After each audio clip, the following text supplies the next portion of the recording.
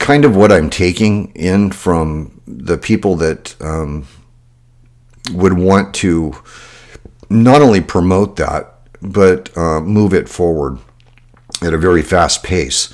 And in my opinion, and again, this is just my opinion, I think that's what we began to see over the last, I would say, 12 to 16 years, slowly. And it really accelerated under the last administration. There seems to me to be tiers to it. And again, this is just my opinion. And I do look at it through the lens of faith and through biblical prophecy. I think most of you that watch this channel know that I'm Catholic, that I'm a Christian, that I study eschatology, and that I believe that we are living in very precarious times, if not the end of an epoch or a period of time that gives way to a new one. But I've been thinking about these things a lot and mulling them over in my head. And so being a high-level thinker, I have to kind of like put things together in my mind in a way that they make sense. And so the first thing I want to talk about here is the immigration and the number of executive orders that President Trump has signed in declaring a state of emergency. And the first one I want to talk about is the border. And again, I've said before that that's no small thing to declare a national emergency at the border. And I can't, for the life of me, really understand why this wasn't done in the previous administration, other than the fact that it was being orchestrated. We know some of the players that have done this. And it's not only happened in the United States, it's happened all over the world. And again, this is kind of where I'm going with this. I think it was a push for it, okay? So when the pandemic first hit, the leader of the WEF, the World Economic Forum, declared that this was a unique opportunity to bring about a great reset. And that's where this word, the Great Reset, kind of became popularized, and more people became informed about the WEF, what they do, their ideology, what they believe. It's really anti-human, it seems to me, and seems to me to also be fascist with a capitalistic or a corporate veneer to it. There are many people with billions and billions of dollars that show up to Davos and to the World Economic Forum to throw around these ideas. And a lot of these people, in my opinion, have deranged views of the world. And they buy themselves a seat at the table and, can buy politicians and policy as well, not only in countries, but on a global scale. When that happened, that was when it began, and it really was kind of held back, I believe, with the first, towards the end of the first Trump term. And then the last administration, everything seemed to continue in the same direction, only on a level that was much quicker. And so with declaring a state of emergency on the border, which is not a small thing,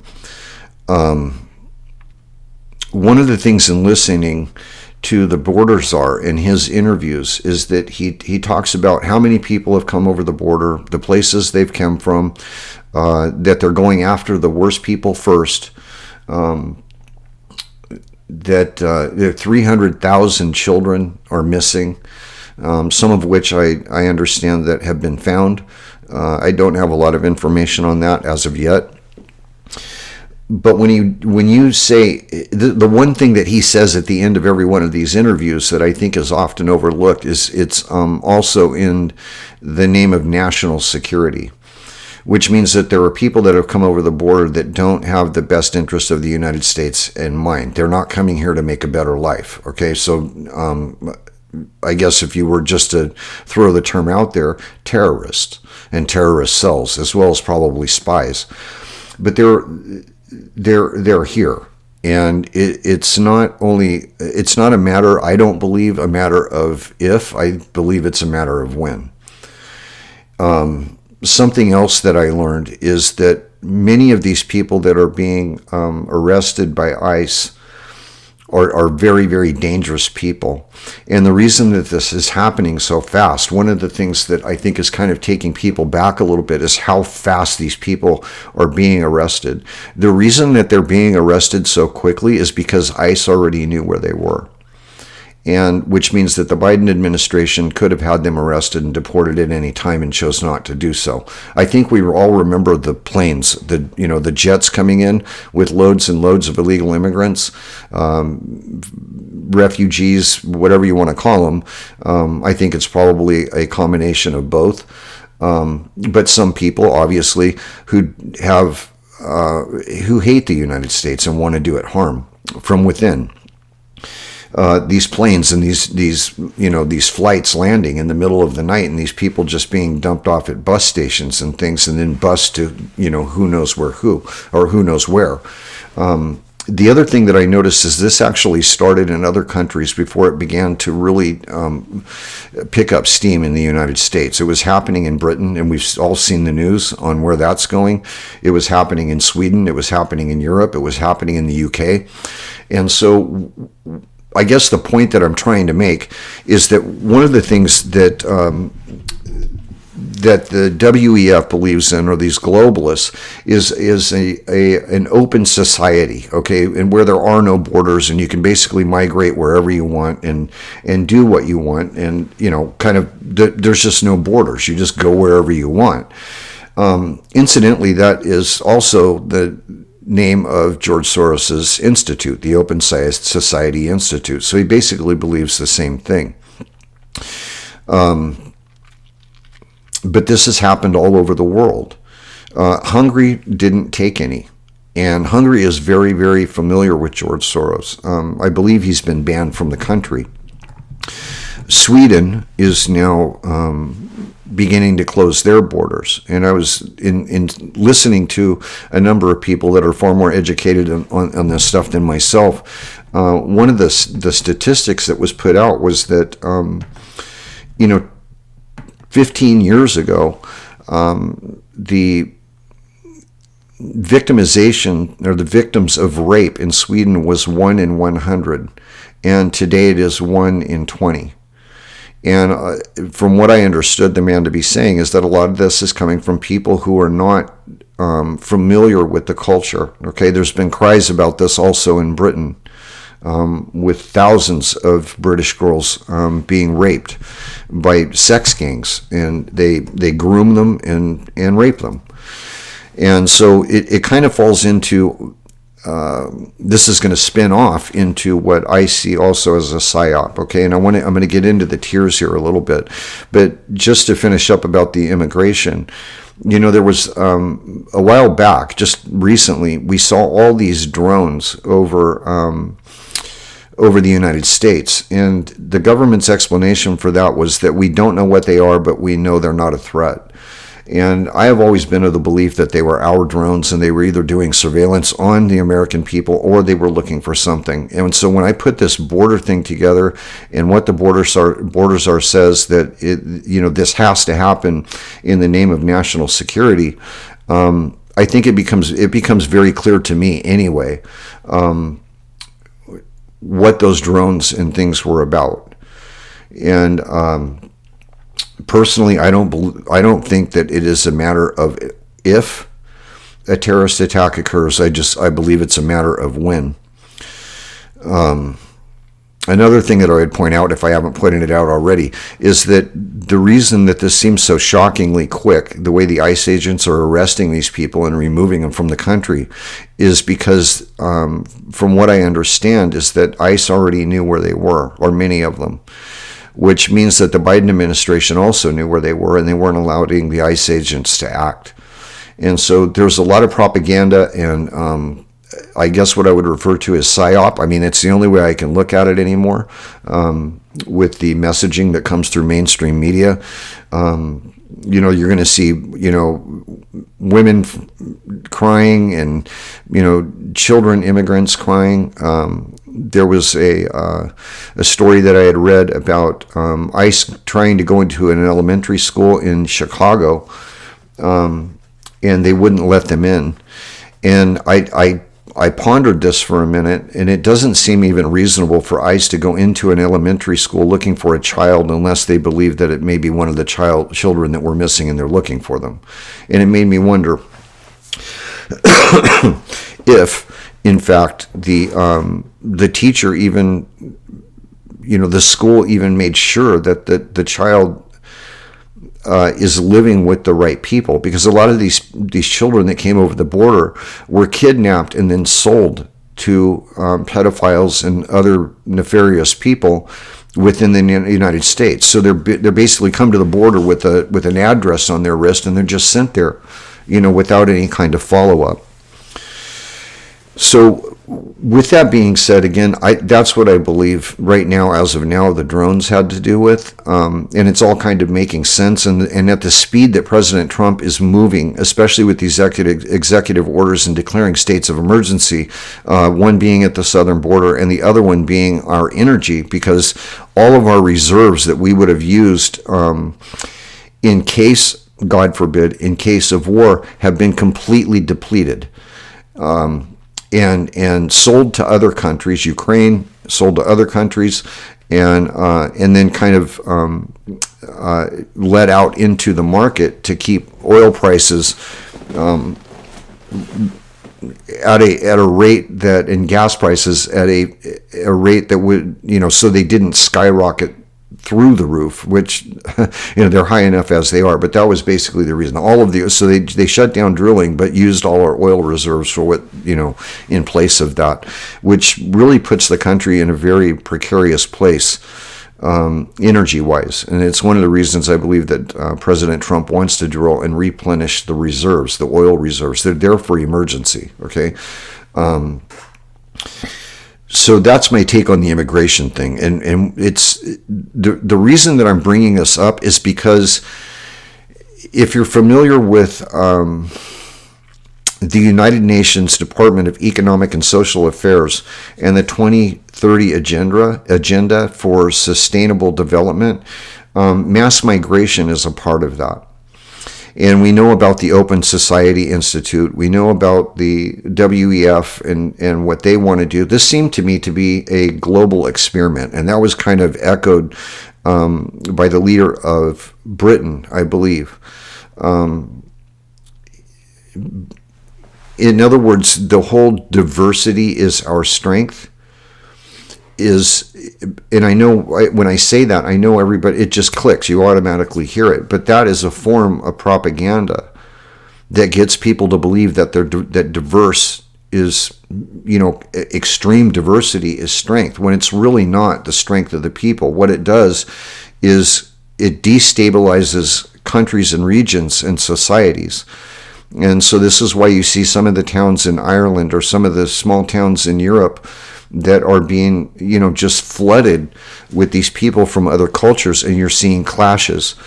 And on top of that, what you get is, propaganda and Marxist leaders and governors and, pushing narratives that, again, pit classes of people to get against each other. And so if they're fighting against each other, they can never unite to fight against the real evil or the real power. And that's what we've seen here also transpiring in the United States, just not on the level that some of these smaller countries are experiencing it. And it's because the United States is so big. We can absorb that many people. But the idea is you throw in that many people, you overwhelm the system, and it kind of collapses from within. And then on top of that, you have people with Marxist ideologies that are pushing social class warfare. And so the whole thing is a tactic. But moving back to these tiers, it seems to me that there is a fascist ideology. It's not communist and it's not Marxist. It's kind of a combination of two with some very odd ideas attached to it. Depopulation, a fascist mentality, but it presents itself in a way that is familiar to us in as far as capitalism and investment and corporations and things of that nature. Underneath that, on the local level, or on the level of countries, and then even in the United States within cities, we see more of a Marxist type of ideology taking over. I think there's been, and I may be wrong, but I think since the Arab Spring, there have been 17 regime changes, and many of those have changed over to a Marxist leader. Some of the elections, I believe, were probably stolen, but we're seeing it happen all over the world. It's happening, and I think it's by design. So at the very top, you have first of all, billions and billions, if not trillions of dollars, by people who have no power per se to make policy, and yet they're buying themselves a seat at the table. You can see this with Bill Gates. Okay, so Bill Gates is an IT guy. He doesn't have any political background, or he's not an expert in vaccines and things like that. But you'll see an interview with him on CNN, and they're interviewing him about vaccines, and this is because he's bought himself a seat at the table. They want to control everything, control how much food you consume, how much gas you can use. And so you see these people like Bill Gates buying up, millions of acres, thousands of acres, whatever it is, of farmland. So they're making an investment. But these people never see themselves as part of the problem. They only see themselves as the solution. And what we think and what we want doesn't matter because they know best. It is extremely, extremely narcissistic. And just almost drunk on power.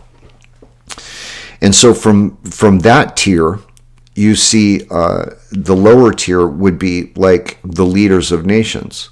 And again, as I said, I believe since the Arab Spring, there's been 17 that have flipped regime changes, Ukraine being one of them.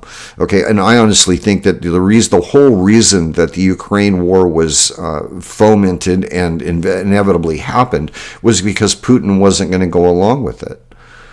He was not going to go along with this globalist agenda. We didn't see all kinds of immigrants that I know of anyway, millions and millions of them pouring into Russia.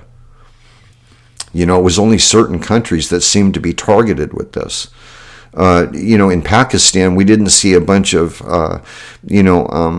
people from, Switzerland and the United States and, being flooded into Pakistan or flooded into Syria or flooded into Iran. It was Western culture that was targeted. And we've seen the effects of it in smaller countries, okay, like the UK or Britain or Sweden.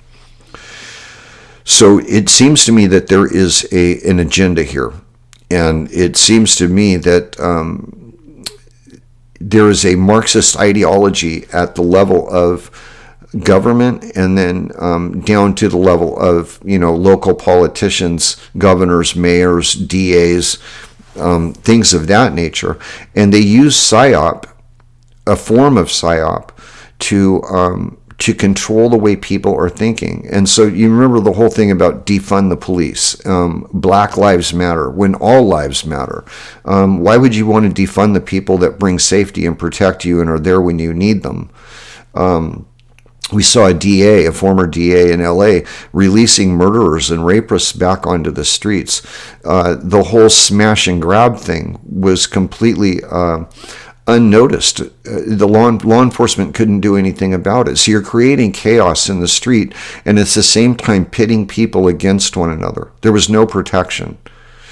And it's happened in a number of states within the United States. The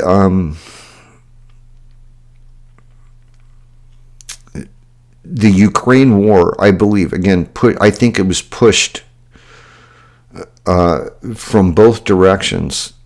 And again, I believe the whole point of that was to take out Putin and put someone in power that would go along with the agenda. Because Russia is a very, very powerful country, and they have a lot of sway, whether we realize it or not.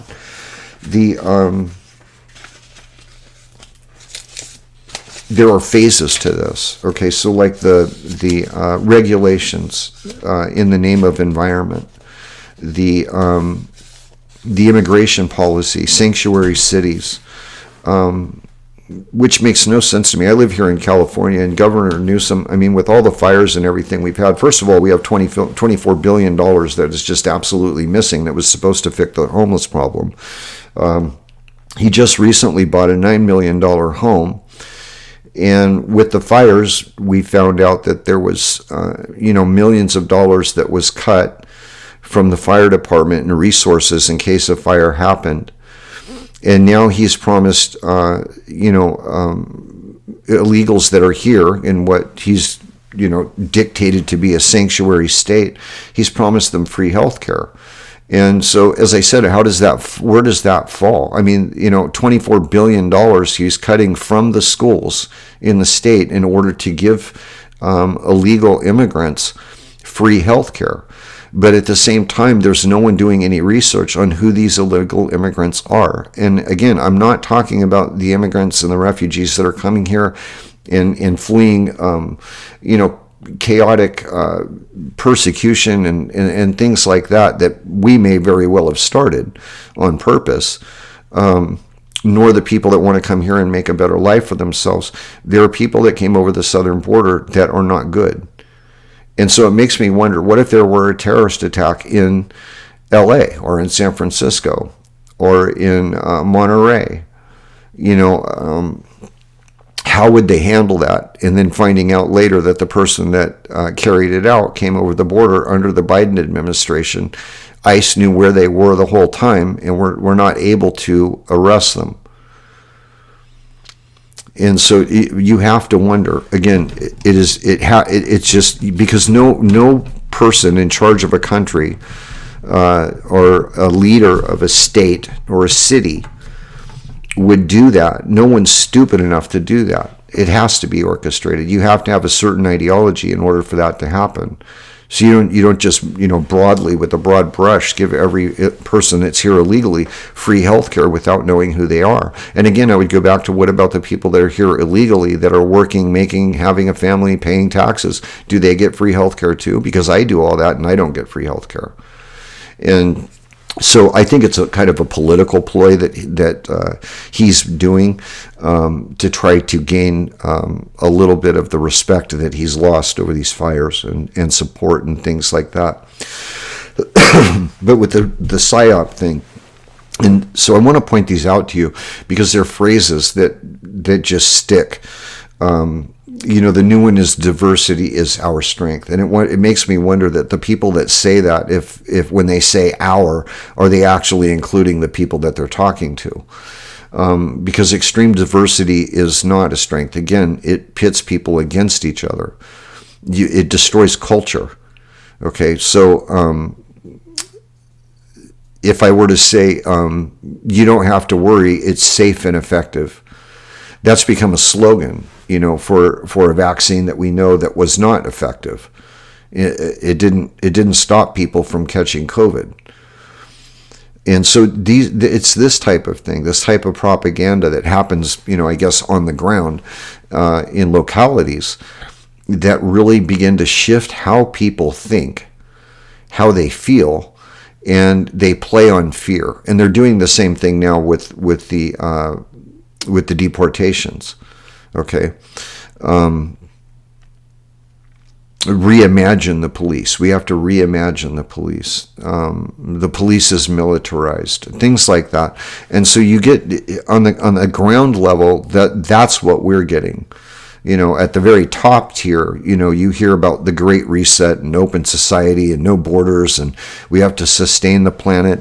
And if cutting out 2 billion people is going to help that along, then so be it. The assisted suicide. Well, these people don't believe in God, so there's nothing. They don't see the human person as unique. They see the human person and humanity as a commodity, kind of like cattle. Once a cow is so old, it's it kind of you put it down. And so that's the mindset behind this.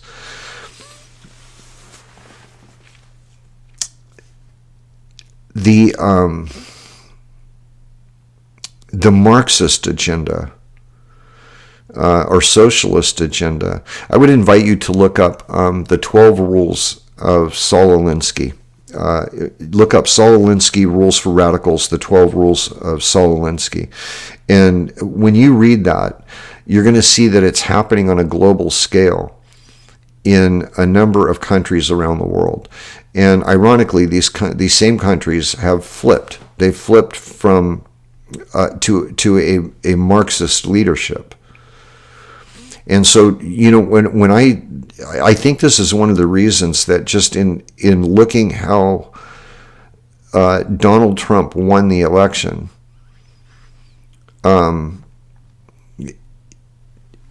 it was such a grace. I think it was a grace from God. He's trying to stop this, and I think there's a lot more going on that he knows about that they aren't telling us. He does say it, but not in so many words.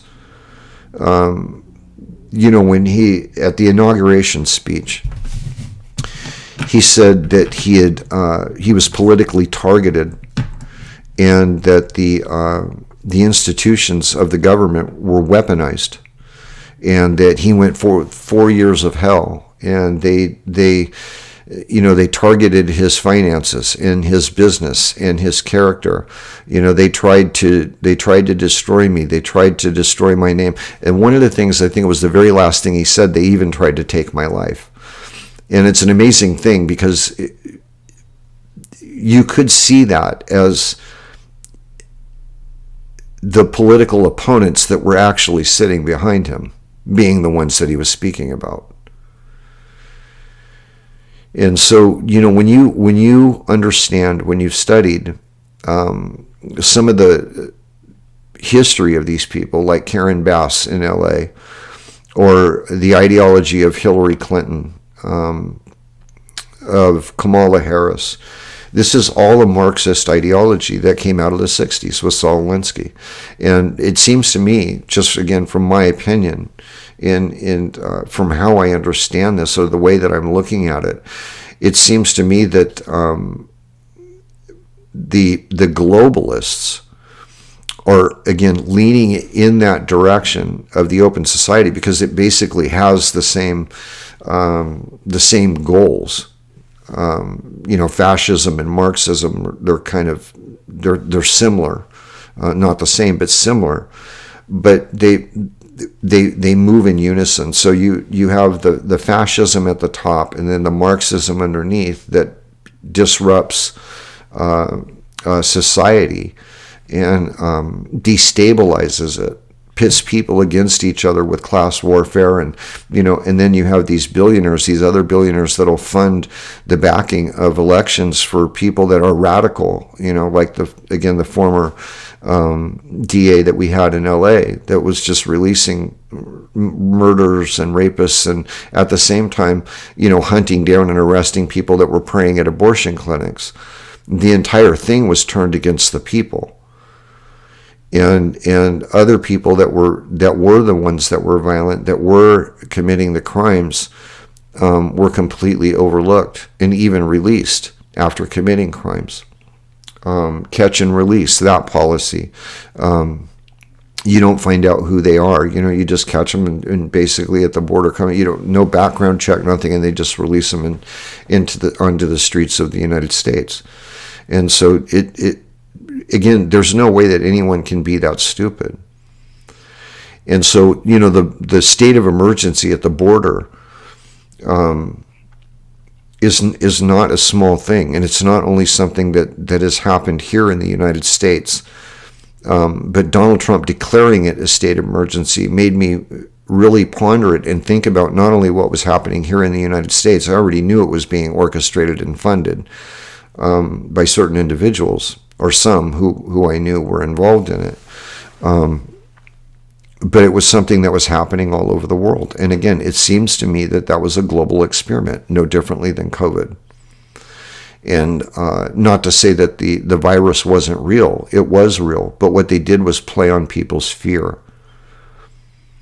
And so many people fell prey to that propaganda. It's safe and effective. 6 foot distancing.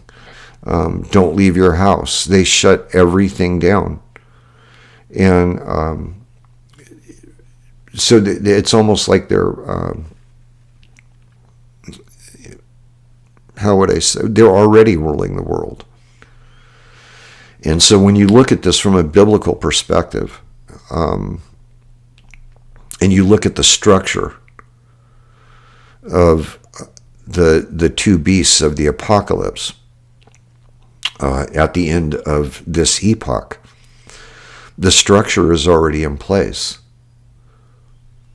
And Donald Trump, the president of the United States, and I can't remember his name right offhand, but the president of Hungary, and now we see Sweden kind of moving in that same direction. We see a lot of, I guess I would call them freedom fighters, and people in the UK and in Britain, the people are waking up. And so, one of the things about technology and the way that people are able to interact, it's one of the things that is used to push the psyop or to push the propaganda or to, start a rally cry on a global scale. But at the same time, it's also become a tool in which other people can interact with others, even overseas, and be able to organize and push back against such extreme ideologies and agendas that these people have for the planet. And so it was one of the reasons that we saw the censorship. There were certain things that I could not mention, or I would be shut down. I was actually shut down. This channel was shut down for a month or more over the COVID thing. And so, again, I'm just presenting to you some ideas, some thoughts.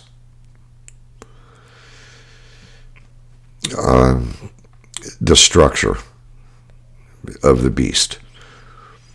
Because the structure is already there, and the only thing missing is for Satan himself to take the reins.